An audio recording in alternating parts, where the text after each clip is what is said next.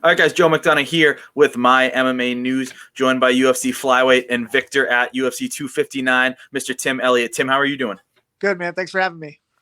And, talk to me about the victory, the emotions, and I always like to ask fighters when, I'm assuming you're back home now. What's the first thing you do when you get back home? So I actually didn't go straight back home. Gina and I stuck around in Las Vegas. We have a house here, so we're trying to get it prepared to rent. So Okay. we've been moving and selling and painting and scraping and trying to get this house ready to go. So a little work after work. Work and work. That's all we do. Yeah, exactly. So take me through this fight. I mean, this is 2 in a row now. Talk to me about it. Tough fight. We knew Jordan was going to be fast and explosive. We worked real specifics for this camp. Before I'd been kind of just broad, just training hard and working hard, but I'm getting older, and these young guys that are coming up, I'm never going to be able to keep far in front of them. So they're always going to catch up by working hard. And so now I'm working smarter. Everything is for a reason, and everything is with a purpose. And I have James Krause doing all the groundwork. But the fight went about how I expected. I wasn't real happy with my performance, but I knew that I could take him down. And, unless he really tried to get up, I knew I was going to hold him down. And he didn't really try to get up. It takes 2 guys to fight, and it's not my job to do the work for both of us. So, I got the win. It's not the exact win that I want, but I'm 2 in a row now and climbing the ladder. Absolutely, man, and an impressive performance. So some things were said in the fight that the camera did picked up on, and I don't know, maybe in that situation that's something that doesn't even get picked up on if fans are in the building. So the rumor was that someone had DM'd you. I don't know if you want to comment on that, or talk to us a little bit about this. The bad part about it is I did get some messages and some different calls from people and have since got some things, but really what it was, I was getting frustrated in the fight. I wasn't feeling as well as I wanted to. My arms were heavy. I couldn't get my feet going. I couldn't get my striking going. I was getting frustrated. I already kind of had some bad beef with the guy a little bit, and I let my emotions get the best of me. In all honesty, I said some things to him, but those were whispered into his face. It wasn't like I was screaming or trying to blast this guy. If I wanted to make him look bad, I would have posted shit on Facebook, on Instagram. I would have, in my interviews, I would have said some things. Yep. But I lost my cool in the fight because I wasn't having the success that I wanted, and I wanted to make him feel bad at that moment. But that was between him and I, and like everybody's like, oh, the mic follows the camera, and I was like, that's not true. I took him down, and I was right on top of a microphone, and they're directional. And it was an empty, quiet building. And again, I'm not perfect. I make mistakes. And that's on me. I have to be able to, as a professional, keep it that way. And I lost my cool in there, and it wasn't anything on Jordan. Although I'm not disappointed with what I said. That was personal. That was between him and I. I would have said the same thing if we were in the Walmart parking lot and that was happening. And I have to be able to change that. I'm not fighting in Walmart parking lots. You know what I mean? I'm fighting in the biggest promotion on the planet, and I don't want to cause my team or the company any kind of grief or commotion. As far as Jordan goes, like it's squash. I don't have anything left to say to the guy.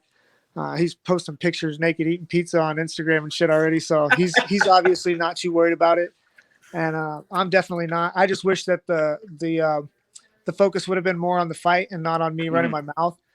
But at the same time, like the fight wasn't that great anyway, and I got a lot more to go, and I still have a job as far as I know, so I'm just ready to get on to the next one. As you should, one of the best flyweights in the world, and I'm sure that is something that we don't think about. I mean, a lot of stuff is said during a fight that us fans or media or commentators don't hear, but when it's in an empty building, we hear a lot more. So another thing that happened, that and on that fight card, and I'm not sure if you watched it or what happened, but talk to me about the Aljamain Sterling Petr Yan DQ, because you were on the card, everything. So I just want to hear your opinion, some other fighters' opinions on because do you agree with the fans that have, and obviously it's not every fan, but a lot of fans have said, well, Aljamain's faking it. What's your take on all of that? I mean, I've seen guys get, and I've done it myself. I've been hitting the cup. I've been like, oh, I'm like, you take your little second, and I'm like, yeah. A lot of times I'm like, that was fine. It didn't really hurt. Like, but to me, that did not look like what was happening. It looked like that was a big shot that he took. Yep. And I agree. people don't know unless you've been in there and had those real wars and those real big shots. Like those take a piece of you. And like, I'm just hoping that that's not one of those shots, because man, sometimes you get hit with a big shot like that and you're never the same again. Like I've seen guys not be able to come back from, getting hit like that. I don't think he was faking it. And at the end of the day, like nobody's going to remember that it was an illegal knee. Everybody's going to go back and see that Aljo is the champion of the world and he got the belt and he deserves it. And up until that moment, the fight was amazing. Great fight by both guys. And, as far as Petter's concerned, like when you're in a fight, sometimes, you're trying to hurt a guy, you're trying to win, you're trying to knock him out. And that's the name of the game. Obviously it's better to do it within the rules, but it's hard when you're, from the outside looking in. It's easy to be like, oh, he could have just not done this or done that. But you're in there with another guy that's trying to take your head off and you want to win. And sometimes things happen. It looks like both guys are okay and they're going to get a rematch, which is just good for the sport and good for the fans. And, he'll have his chance at redemption and to make it right, both guys. Exactly. And I think that I love that you said the rematch. I think it would be a lot more of an uproar if Aljo said, okay, I'm not fighting Petr Yan again. I'm done. I'm the champion. See ya. He's, they're doing an immediate rematch. So, we'll see who the better man is, on that night in the future. So tell me about, 2 wins in a row for you after a little skid. Talk to me about 125. Where do you see yourself, going next in this division? I mean, they put 3 flyweight fights back to back pretty much, on UFC 259. And, Askar Askarov, obviously he's beat me. His only loss, or he had a draw, I think, with Brandon Moreno. Other than that, he's been winning. So the way I would do it is the 2 winners of the other flyweight fights fight each other. And then, Askar is next in line for the shot after Moreno and Figueiredo. So that would put me in Kai Kara France. I'm on a 2-fight win streak. He just won his last fight. And like, personally, I like the matchup because I feel like that's a bonus fight for me. Not everybody is a bonus winning fight. But you have guys like Brandon Royval. No matter who fights him, win, lose, or draw, that's a bonus money fight. I know I fought him. He beat me. I got bonus. And I feel like Kai Kara France would be another one of those guys for me. I feel like him and I fight, win, lose, or draw. It's going to be one of those bonus fights. And Kai Kara France is not going to stay on the ground when I take him down. He's going to pop back up and he's going to try to take my head off. I seen him do it with Rodrigo. And I think that makes for an interesting, exciting matchup. And not only that, the numbers make sense. We're both right there with each other and fought on the same card. Neither one of us are hurt. So I feel like that would be a good fight for us to make. I'll speak for the fan base and say I sign off on that. That's an exciting one. 2 guys that have no quit in them, and like you said, a fight bonus waiting to happen. Talk to me about James Krause. Glory MMA. Talk to me about James Krause, the relationship. Just great coach. Man, I mean, what can I say that you guys can't see on TV? Obviously, a great coach, but even in the fight, like it was a fight we felt pretty confident about winning, but we worked the whole camp staying left-handed and shutting down his jab. And we worked the whole camp not shooting open mat takedowns to try to put the guy up against the wall and take him down there. The wall cage work wasn't working. It was too much work for me to get one takedown in between the first and second round. James Krause was like, look, no more wall wrestling. I want you to take him down in the open. Immediately took him down in the open, no problem. In between the second and the third round, James was like, hey, all he has is that big head kick. I want you to close the stance, go right-handed, because open stance, you have that head kick is there, and that's the only way he can beat you right now. So I switched, closed the stance, no more head kick. It's little things like that I don't even recognize or understand. But then when I went back and watched the fight, I was like, oh shit, he told me to do that, like right before I went and did it. And that's one of the things that makes me dangerous. It's not because I'm one of the best guys in the world or best athletes, but I'm a soldier. And if I have a commander telling me what to do, like, and I trust him and I believe what he's saying, like I'll do it. And if you do exactly what James Krause says, you're going to win the fight. And that's what I'm trying to do now. I'm trying to take myself out of it a little bit. And that was one of the things I didn't like about me talking shit to Jordan Espinosa. It was obvious that I wasn't being a soldier. My mind was wandering about other things. And I don't like that. I want to be the guy who can just give the sticks over like a controller and let him take me into battle and then go from there. But I can't say enough good things about James Krause. I felt like I try to do that every interview because he's out there. You see him. He's there every week. He'll be back in Vegas tomorrow. He just left. Yeah. On Sunday. He'll be back tomorrow. And then he'll be back again next week because he has Jason Witt and then Grant Dawson. and then Zach Cummings, and then Gina. Like it's nonstop for him. He's the hardest working guy in MMA. He's the hardest working guy in the gym, even when he's there and not coaching, doing practice. So we get to see it on all aspects. We get to see him as a father, as a husband, as an athlete, as a coach, as a mentor, and I'm a better person just being close to him. So my stock in the world and my family have gotten better because of James Krause. So, and he knows that. I'm not shy about telling everybody. Yeah.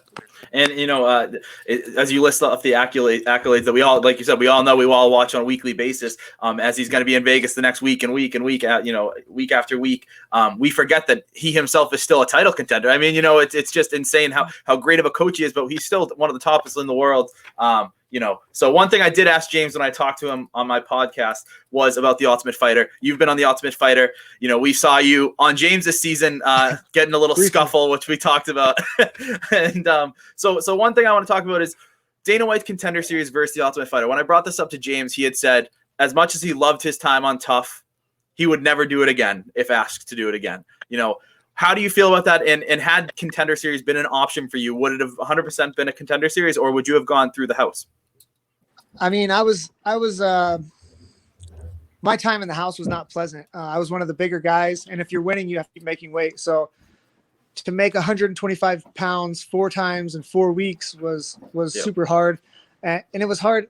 The show did excellent on making me look good. I called my grandma after the show, and I was like, hey, I was not happy. I was hungry. So like, if I come off and look like an asshole, like I apologize. They did a great job of, not making me look bad. I feel like, because I was not happy, winning the show and all the great experiences that came from it, like make me feel like, oh yeah, it was one of the best experiences of my life. And it was, but again, no, I wouldn't want to do that. Maybe at a different weight class where you can go in and enjoy yourself. But I like the format of the Contender Series better as far as for the athletes. But for a TV show, I mean, you're going to get the drama and all that of living with guys. And I'm actually a fan of the show as well. I think it's funny. But no, Contender Series, I feel like is where it's at. It's better for the athletes. You get to work with your coaches, the guys that you know and trust, and you get to see your coaches work. And it's different. Sometimes you have guys that could be your coach on the Ultimate Fighter that you don't necessarily like, or as a coach against, your actual team. It happened on my season. Brandon Moreno was a Henry Cejudo guy, and he didn't get picked for the team. So it's like right away, he was like, you didn't pick the guy that you trained with as the very first pick. I mean, I wasn't the number 1 seed. Joe B picked me right away. First pick, no problem. And like him and I aren't even close, but Brandon Moreno and Cejudo are like supposed to be friends. So there's a lot of different things. I think it's better for TV, but for the fighters, I'm a Contender Series guy. I love that format. Absolutely. And like you said, you're only making weight once instead of 4 times in the span of a month. Talk to us, like you said, you like the drama. Talk to us about the little scuffle, with the beer bottle being thrown at the jacuzzi, all that stuff. What was it? Seth Baczynski and who else was it? Oh, Julian Lane and all those. I mean, Julian Lane. The thing is like, I know those guys' frustration. I've been there. I've been stuck in that house. Like I was complaining, stuck in the house and winning, stuck in the house and not able to fight. Like it's got to be terrible. And like him asking James, like, why are they here? Why are they here? Like that was not planned by the Ultimate Fighter or anything. I happened to be in Vegas and I showed up at the gym where they were training and I was like, hey, I won season 24 and I just wanted to see James. And they were like, oh yeah. Are you here to? And I was like, what? Yeah. They gave me a microphone and coach and come to the house. So like none of that was planned or scripted. I just happened to be in and wanted to see my friend and coach. And obviously there was some drama on the show. I think it was a funny episode. Bad thing is I feel like it took away from James's fight. Like James had a fight the next day and was already trying to make weight and already has to deal with those guys and live with those guys. And then you have, his little asshole friend come in, me drinking and talking shit. And definitely not my proudest moment, but something I get a lot of props for still and a lot of good laughs at. And James is such an easygoing guy, man. Like, it doesn't bother him any, and that's all I really care about. It didn't bother him, and it was everything ended up being fine. So. And I think it was one of my favorite episodes that I've seen on Tough, and I loved the mimicking of the Lutting bro. Will go down in infamy, I think. So so Tim, talk to me about, last question for me is just, you said Kai Kara France. Is there a time frame that you'd like? I mean, if they called you for next week, would you be in there? What are you thinking? If it was as short as next week, 100%. If it was that fast, I'm ready to go. I'm in shape. My camp is still lingering. But Gina Mazzani, my girlfriend, she fights coming up in a few months. So we kind of go back and forth. She helps me for my camps, and then the roles switch, and I help her for hers. So right now my fight is over. Nobody cares anymore. Nobody cares if you win or you lose after the weekend. Like, your time's over. It's on to the next one. And now it's, we got Jason Witt, it's his turn, and then Grant Dawson, and then, even Gina's turn is far down the line. It's whoever's coming up next. They're the guy who gets credit, and they're the guy who gets the time of James Krause. So the only time you really get them is if you want to stay active. So I want to stay as active as possible. And but I got teammates ready to go now, and I'm not trying to step on anybody's toes. And James has his hands full already. Like you said, he can't even get a fight. He don't have a free weekend to fight. Exactly. He's every day. Yeah. Well, tight-knit group over at Glory MMA. Tim, thank you very much. Congratulations on the win, and we all look forward to seeing you back in there. Appreciate it, man. Thank you.